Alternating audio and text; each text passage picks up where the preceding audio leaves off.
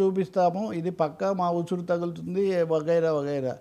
Notice ఇచ్చే ముందు టీవీలు బద్దలైపోతాయని చెప్పారు. టీవీలు నోటీస్ ఇచ్చిన తర్వాత అంటే ఇవన్నీ వ్యూస్ తెలిస్తే పాలకులకు, ఎలాగో మీరు కూడా 1 year అన్నారు కాబట్టి డిఎస్సి ప్రిపరేషన్ కోసం తగిన సమయం ఇవ్వాలని కోరుతున్నాం సార్.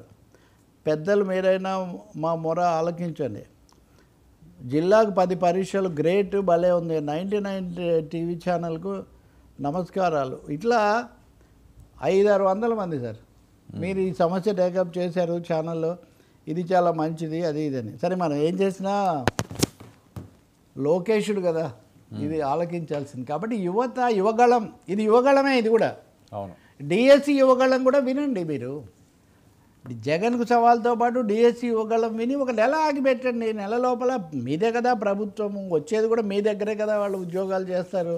ఒకటి సంఖ్య తగ్గించారు, పరీక్షలు పెంచారు, హడావుడి పెంచారు, ఆలస్యం వల్ల అర్హత కొంతమందికి తగ్గిపోయింది, ఆదివాసుల సమస్యలు అలాగే ఉన్నాయి. ఇటువంటిప్పుడు హడావుడిగా ఎందుకు చేస్తున్నారు? కాబట్టి నేను 99 స్పెషల్ అనుకుంటున్నాను ఇది. కాబట్టి మొన్న కూడా మీరు చర్చ చేశారు ఇతర ప్రతిపక్షానికి సంబంధించిన వాళ్ళు, సంఘాల వాళ్ళతో. కేబినెట్ కూడా జరుగుతుంది కాబట్టి దీని గురించి ఆలోచించి వాయిదా వేయటం చాలా శ్రేయస్కరం. ఇప్పుడు మీరు చూశారు కదా, అవును, ఎంత ఇంకా దీనంగా ఉన్నారు. కొంతమంది సొంతంగా విడుదల చేస్తున్నారు, కొంతమంది వేడుకుంటున్నారు. కాబట్టి ఇది చాలా కీలకమైన అంశం. సార్ ఉక్కు కార్మికులపై పల్లా శ్రీనివాస్ గారు, ఇదే దారుణం అండి నిజంగా. ప్రతిదీ ఓడ దాటాక ఓడ ఎక్కేదాకా అన్నట్టుగా పల్లా శ్రీనివాసులు నిరాహార దీక్ష కూడా చేశారు. ఆయనేమో మన గంటా శ్రీనివాసరావు రాజీనామా చేస్తానన్నారు, చివరిలో వాళ్ళు ఆమోదించారు. ఇవన్నీ కూడా జరిగాయి, కానీ ఉక్కు రక్షణకు సంబంధించి మటుకు అడుగు ముందుకు పడలేదు. నెగిటివ్ అడుగులు ఎక్కువగా పడుతున్నాయి. దీంట్లో నిన్న ఉక్కు కార్మికుల మీద పల్లా శ్రీనివాసులు తెలుగుదేశం రాష్ట్ర అధ్యక్షుడు, గాజువాక శాసనసభ్యుడు, గతంలో నిరాహార దీక్ష చేసిన దీక్షాపరుడు, ఆయన ఏమంటాడు తెలుసా అండి, గోష్ఠ కార్మికులు ఉన్నారంట. 450 మంది గోష్ఠ కార్మికులు ఉన్నారంట. నిజానికి ఆ యూనియన్కి ఆయన గౌరవాధ్యక్షుడు 2 సంవత్సరాల పాటు. అవును. మరి మీరు గౌరవాధ్యక్షుడిగా ఉన్న యూనియన్లో గోష్ఠ కార్మికులు ఉంటే మీరు గోష్ఠులు వేరే ఉన్నారు సార్. కార్పొరేట్ గోష్ఠులు దాన్ని తినాలని చూస్తున్నాయి. దాన్ని గుర్తించి పరిశ్రమను కాపాడండి మహానుభావ అంటే అప్పుడేమో నిరాహార దీక్ష చేస్తారు, ఇప్పుడేమో వచ్చి కార్మికులే గోష్ఠులు, కార్మికులే దయ్యాలంటే ఏమన్నా దీంట్లో న్యాయం ఉందండి? కార్మికులు దయ్యాల? గోష్ఠ అంటే దయ్యమే కదా, భూతము దయ్యము. విశాఖ ఉక్కు కార్మికులను దయ్యాలు అని స్థానిక ఎమ్మెల్యే అనడం అనేది చాలా ఘోరమైన విషయం. అందులో ప్రజల్లోంచి వచ్చిన మనిషి, ఇది ఏమాత్రం కూడా సమంజసం కాదు. రెండో విషయము, ఆయన 10 సార్లు చెప్పాడు 12,000 కోట్లు తెచ్చాం, 12,000. ఏం తెచ్చారు సార్? 12,000 కోట్లలో 4,450 కోట్లు అసలు సెంటర్ వెనక్కు తీసేసుకుంది.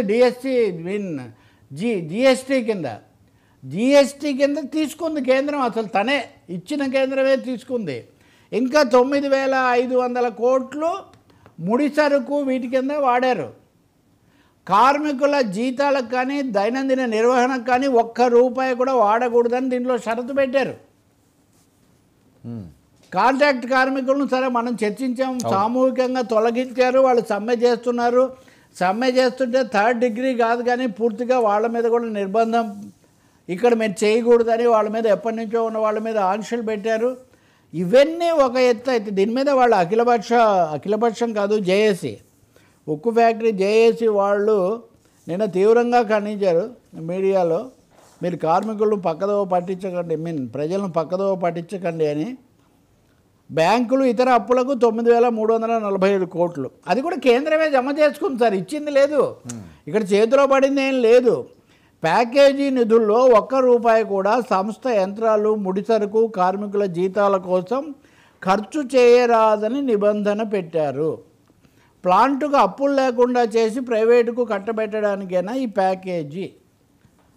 సో ఈ ప్యాకేజీ ఏంటంటే కారుకు రంగేసి అమ్మడం ముందు అట్లా ప్యాకేజీ తప్ప ఇంకోటి కాదు. అంటే ఇప్పటికే వాళ్ళు బాధపడుతుంటే మీరు వచ్చి జోక్యం చేసుకొని లీడ్ చేయండి అని అడుగుతుంటే మీరు వాళ్ళని దయ్యాలు అంటాం. అసలు దయ్యాల ఫ్యాక్టరీ లాగా మార్చకండి, బతికించండి అనేది ఇక్కడ అధికార పార్టీ నుంచి ఇది రావడం, పైగా మేమే కాపాడామని చెప్పడం నిజంగా హాస్యాస్పదమైన విషయం. మరి ఆయన ఏమైనా ఆలోచిస్తారా లేదా? ఆలోచిస్తే చాలా మంచిది. లేదు ఈ పాటికి సమర్థించుకున్నా మనకు వచ్చి ఉండేది. దాటవేద్దామని చూస్తున్నారండి. ఈ విషయంలో మన వకీల్ సాబ్ కూడా శ్రద్ధ పెట్టాల్సిన అవసరం ఉంది. మాట్లాడేమన్నారు అసలు ఉక్కు ఫ్యాక్టరీ గనుల శాఖ చూస్తున్న ఆయన ఎవరు, ఆ శ్రీనివాస వర్మ కదా, శ్రీనివాస వర్మ, ఆయన కానీ కుమారస్వామి కానీ ఎవరు మాట్లాడలేదు. 12,000 కోట్లు ఇచ్చి చేతులు దులిపేసుకుంటున్నా ఉన్నారు. ఎలా కుదురుతుందండి ఇది? కార్మికులు అయితే చాలా ఆగ్రహంగా ఉన్నారు. పరిస్థితి ఇలా ఉంటే అదొక విధంగా వాళ్ళ ఆగ్రహం శృతి పెంచే అవకాశం కూడా ఉంది.